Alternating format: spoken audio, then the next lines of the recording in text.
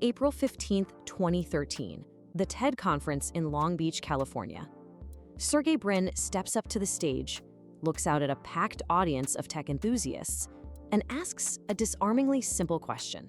Is it polite to be looking down at your phone while talking to someone? The crowd murmurs, shaking their heads. No, of course not. Brin just smiles. He tilts his head slightly to the side, and perched right there on his face, looking kind of like a minimalist, futuristic monocle, is a sleek titanium frame holding a tiny glass prism, a camera the size of a pencil eraser, and a bone conduction speaker. His pitch was incredibly seductive. He argued that instead of constantly pulling yourself away from the physical world to stare down at a glowing rectangle in your hands, this device would seamlessly layer the digital world right on top of reality. You'd see your directions, your messages, the weather, all without ever looking down. The future, he promised, was going to be right on your face. This, of course, was Google Glass. And it didn't just spring up out of nowhere. It crawled out of Google's ultra-secretive X Lab. You know, the famous Moonshot factory responsible for things like self-driving cars and internet-beaming weather balloons. They called it Project Aura. It was led by an electrical engineer who had literally built functional circuits on top of contact lenses. For 3 years, this prototype team worked obsessively to shrink down a full display of 5-megapixel camera, Wi-Fi, Bluetooth, and voice activation triggered by just saying OK glass, all onto a single wearable frame. 36 grams. That is literally all this entire assembly weighed. We're talking barely more than a standard pair of cheap sunglasses. But what's absolutely fascinating is the sheer physical contrast here. You have this astonishingly light, beautifully engineered 36-gram piece of hardware on one hand, and on the other, the incredibly heavy, complicated social toll it was about to drop on the rest of the world. Google knew they were holding lightning in a bottle, and the rollout was designed to feel way less like a consumer product launch and way more like a royal coronation. To get into the 2013 Explorer program, you had to jump through some serious hoops. First, you had to be totally fine dropping $1,500. Second, you actually had to audition. You had to write a social media essay using the hashtag #IfIHadGlass. They handpicked exactly 8,000 people. And they didn't just mail you a box either.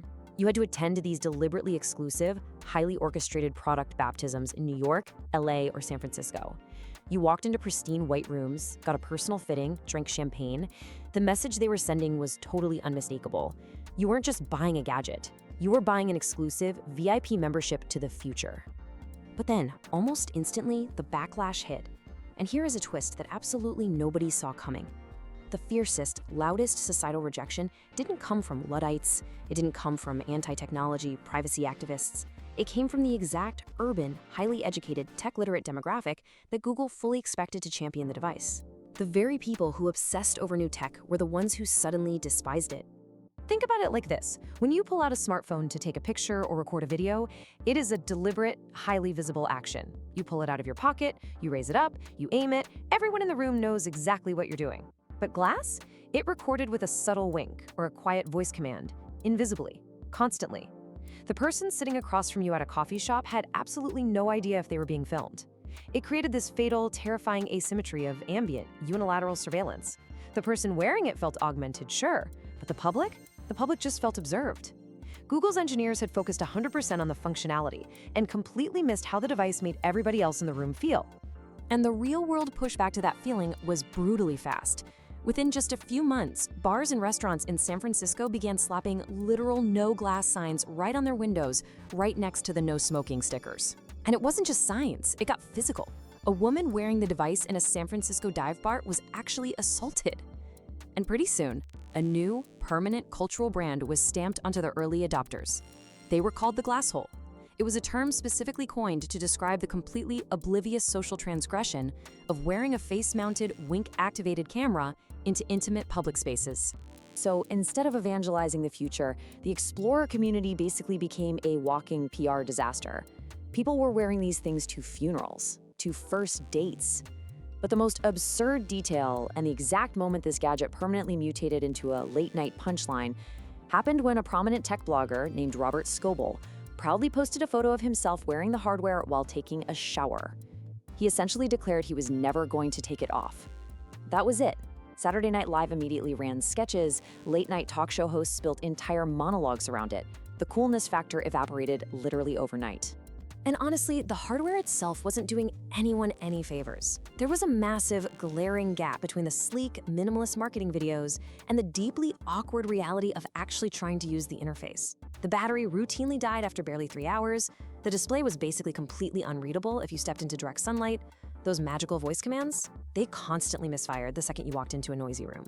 And to navigate, you had to swipe endlessly through this clunky timeline of cards just to read a single short sentence.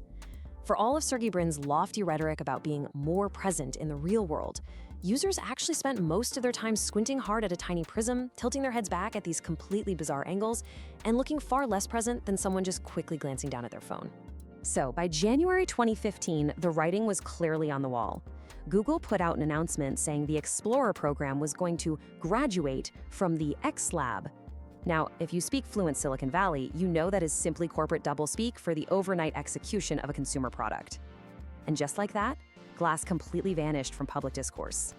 But here is the second massive surprise in this saga. It actually didn't die. Not entirely.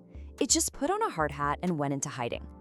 For the next 10 years, this high-tech vision of augmented consumer reality survived strictly as a blue-collar factory tool. The 2017 Enterprise Edition pivot actually found a solid home on the faces of DHL package sorters, tractor assembly workers, and even surgeons. Because in highly controlled work environments where personal privacy didn't matter and having your hands free was actually essential, the hardware finally found a market that made sense. Still, the financial crater left behind on the consumer side was a massive gut punch.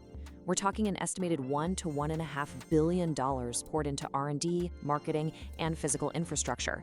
And in return, they sold roughly 10,000 Explorer units for about $15 million in revenue. Just let that math sink in for a second. $1 billion loss, all stemming directly from the catastrophic cost of misunderstanding basic, unspoken human social contracts. From that initial champagne-soaked launch in 2013 to its quiet, final shutdown in March 2023, the device became the ultimate cultural template for what not to do. It proved, definitively, that wearable tech triggers societal rejection directly proportional to how visible it is on your face. And it's a painful, expensive lesson that Apple absorbed completely a full decade later. Just look at how they carefully priced their own face-worn device, the Vision Pro, at an astronomical $3,499 and chose to market it almost entirely for isolated, private use inside your own home. The device that was supposed to make our smartphones completely obsolete ended up dying without any ceremony at all. Right now, as we speak, thousands of unsold Explorer units are sitting perfectly still in their distinctive white boxes stacked deep inside Google's corporate storage facilities. They are silent, $1,500 artifacts of a time when Silicon Valley truly believed it could just strap a camera to your face and call it progress. Is it polite to be looking down at your phone while talking to someone? Maybe not, but maybe it's still better than the alternative.